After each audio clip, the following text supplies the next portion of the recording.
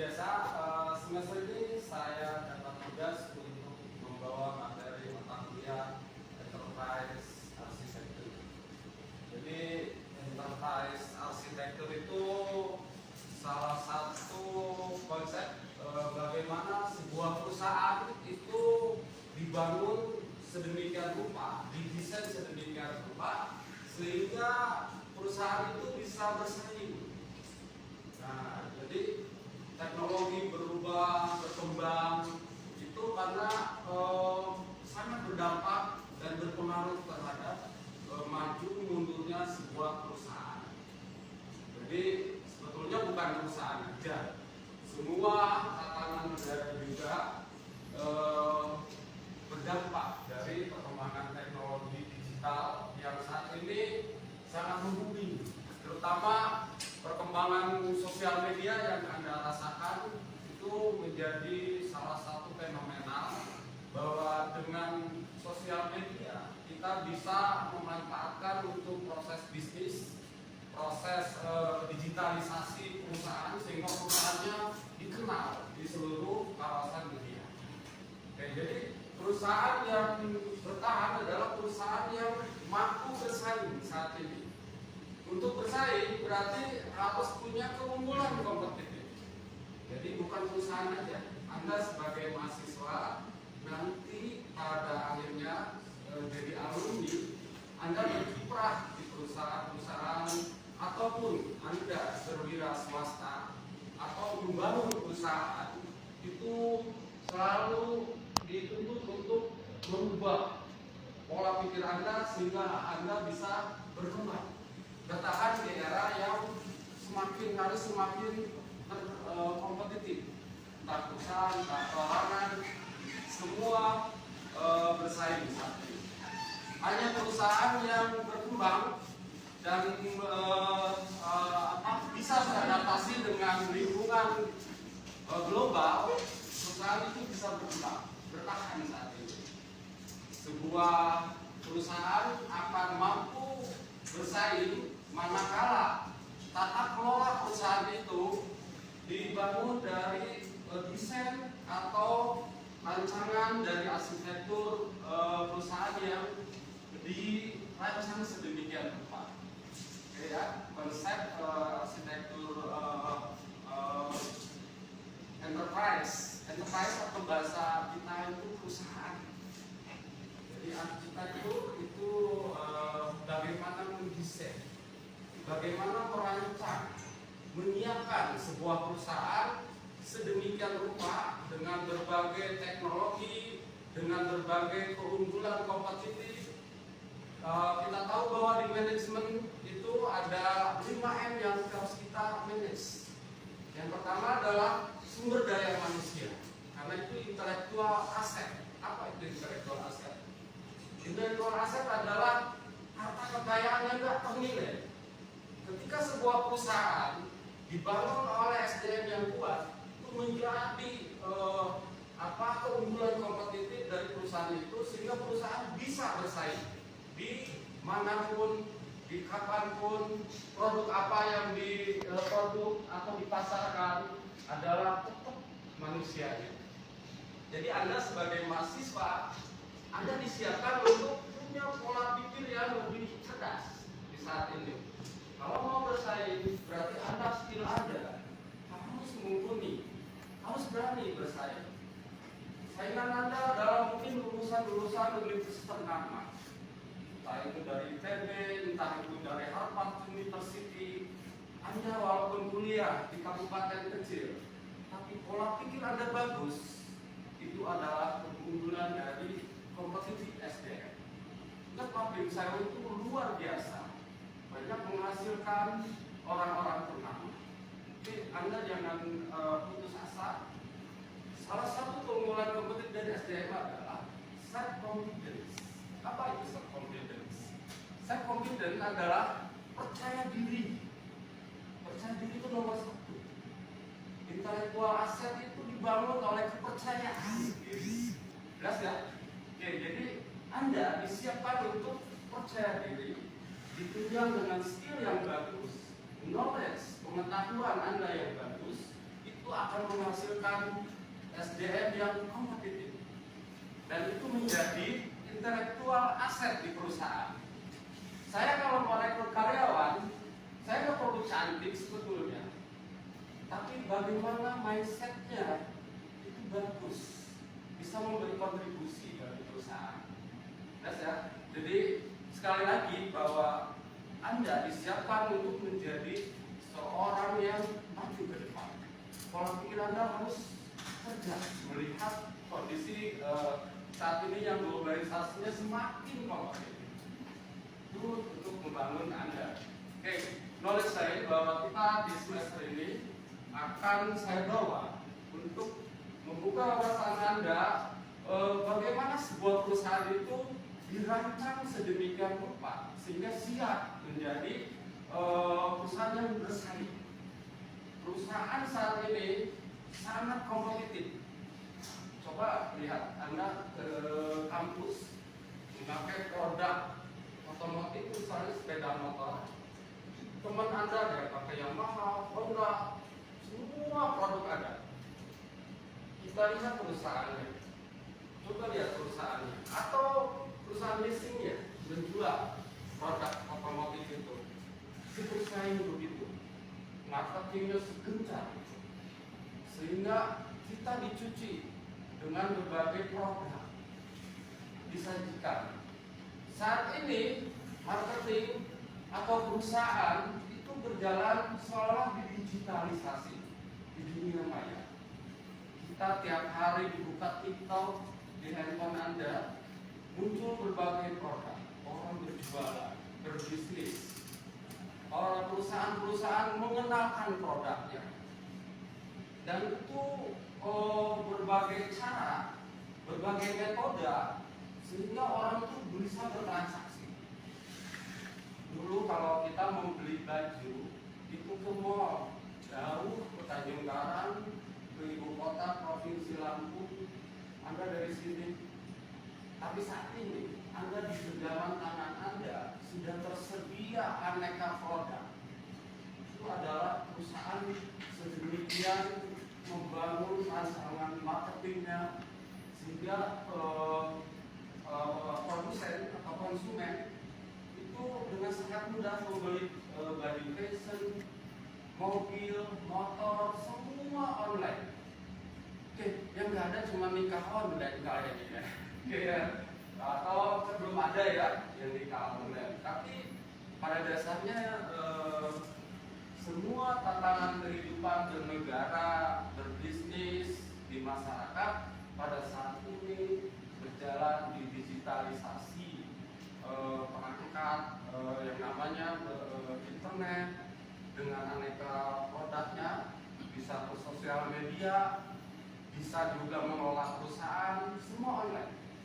Ketika Anda melamar pekerjaan, jadi PNS, jadi apa, sekarang online, formnya sudah tersedia, kan? Semua tatanan itu di online. Tapi ingat bahwa ada koridor-koridor itu, bahwa online tidak semuanya menjamin harus online. Jelas ya? Jadi wawasan Anda, saya ajak semester ini kita akan mencoba melihat sisi-sisi sebuah perusahaan itu dibangun, dibuat, dikembangkan, sehingga Anda punya knowledge, punya wawasan. Kalau saya suatu saat tidak bekerja, karena pekerjaan saat ini memang susah, banyak ya, tapi tidak segampang yang kita bayangkan. Berkarir juga perlu skill, perlu berkompetitif. Anda harus menyiapkan diri. Kalaupun tidak, Anda membangun wirausaha sendiri, membangun sebuah perusahaan kecil, dimulai dari kecil, gede dan terus berkembang.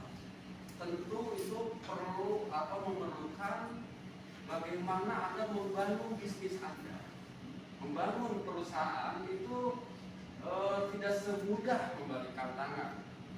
Ternyata bahwa membentuk sebuah organisasi perusahaan itu kalau di breakdown itu ternyata banyak sekali departemen-departemennya, bagian-bagiannya. Ada yang memproduksi barang, ada yang memasarkan, ada yang mengelola perusahaannya.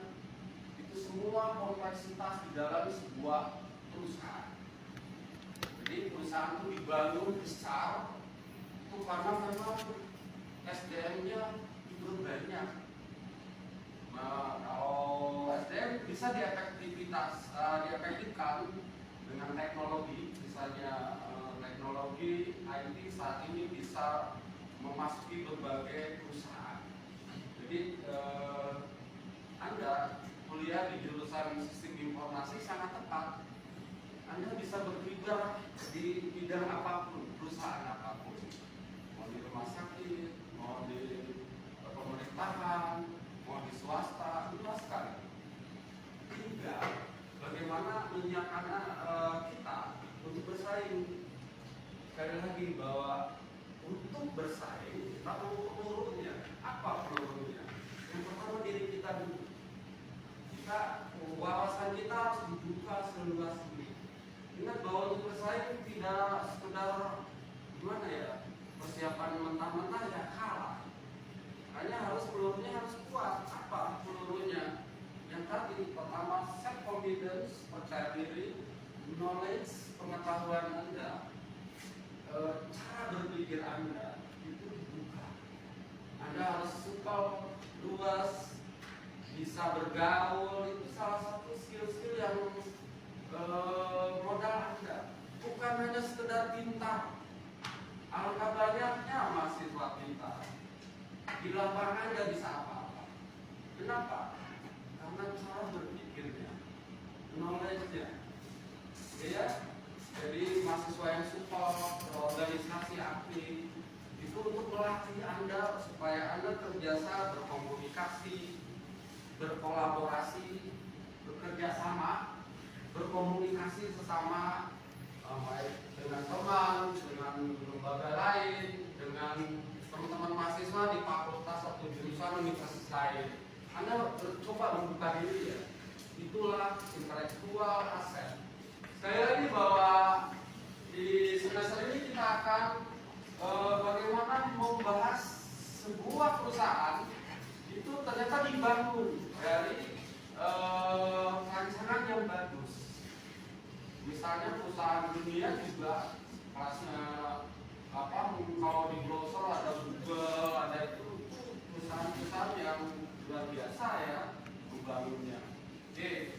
Jadi banyak nanti perusahaan-perusahaan yang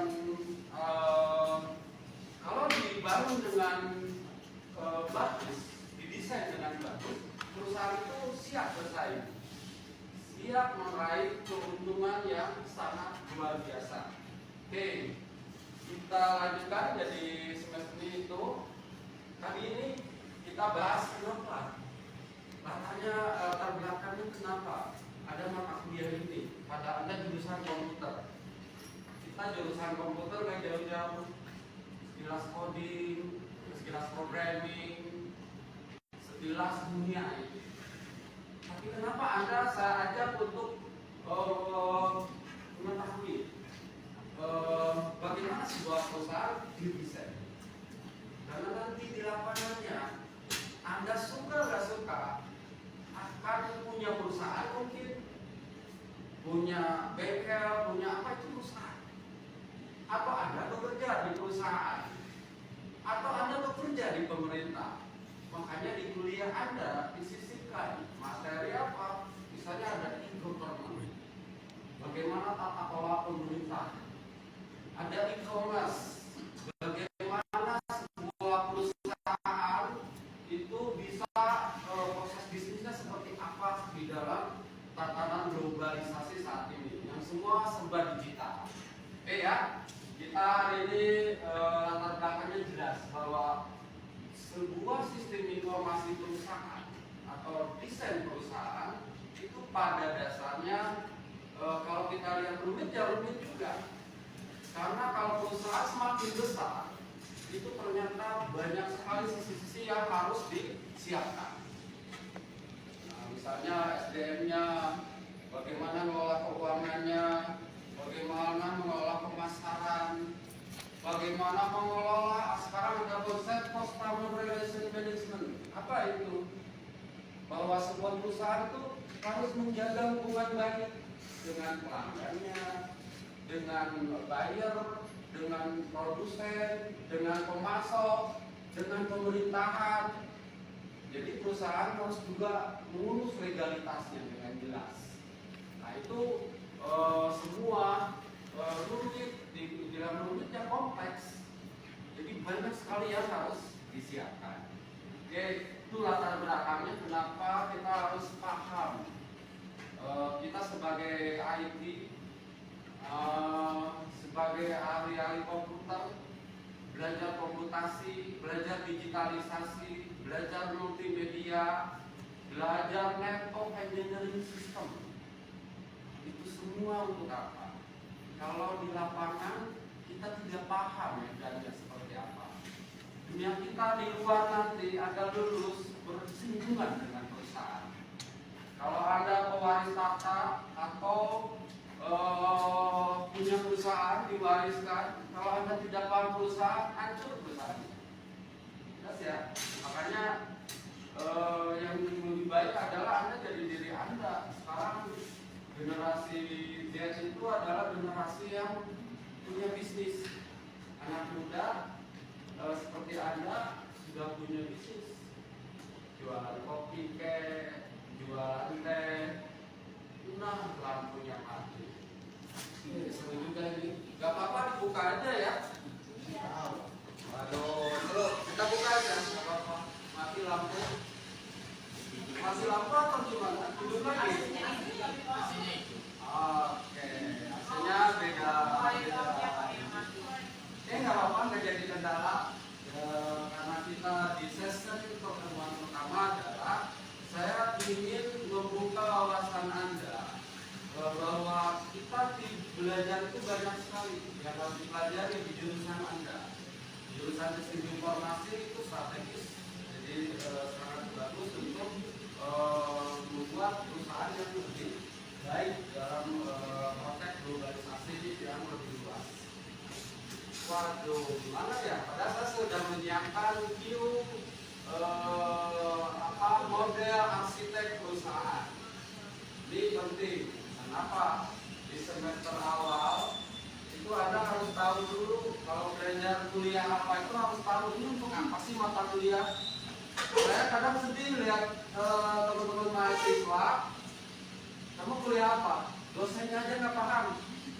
Bayangin, dosennya nggak paham, makanya kuliahnya kuliah apa nggak paham. Dia nggak punya visi sekolahnya, cuma datang. Nah itu jawabannya kalau di perusahaan Anda kalau bersaing kalau punya mindset seperti itu, jelas ya.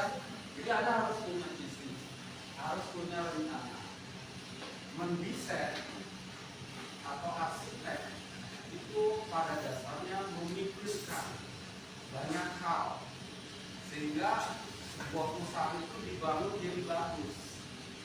Coba deh Anda kalau ngebangun rumah, asal-asalan nggak digambar, nggak diapa, nggak direncanain, ujung-ujung bangun beli pasir beli apa? Hasilnya apa yang terjadi? Jangan-jangan kamar mandi diletakkan di ruang tamu. Ya, kadang-kadang direncanain spontan kan? Jangan-jangan kamar ruang tamu adanya ada ruang tempat tidur. Apa yang terjadi? Ketika kita tidur ditontonin tamu. Hanya masuk logika. Jelas ya? Kenapa begitu? Tidak direncanain, tidak dibangun dengan baik rumahnya. Jelas ya? Itu kelihatannya ketika ada toilet itu di ruang tamu. Apa yang terjadi? Lagi bertamu, kok bau-baunya seger-seger sedap gitu ya. Ya. Jadi karena tidak direncanakan itu bisa jadi berantakan istilahnya. Ingat bahwa mendesain itu akan menentukan hasil akhirnya. Coba kita lihat bangunan-bangunan bank misalnya. Kalau didesain sedemikian rupa, itu ada ciri khas. Oh ini bank BRI, oh ini bank BCA. Jadi bank itu punya ciri khas, bangunannya jelas. Dari kejauhan aja Oh ini hotel, oh ini bank ini. Sekian banyak bank itu kita bisa bedain dari bangunannya. Sehingga itu kenapa bisa begitu?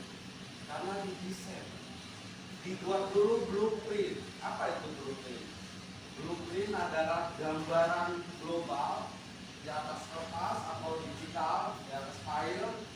Jadinya seperti apa bentuknya?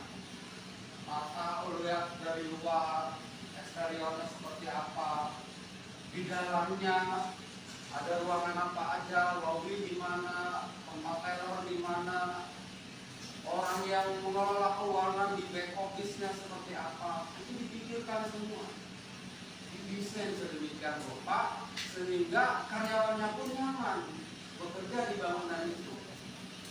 Nah itu perlu sebuah arsitektur dari model bangunan.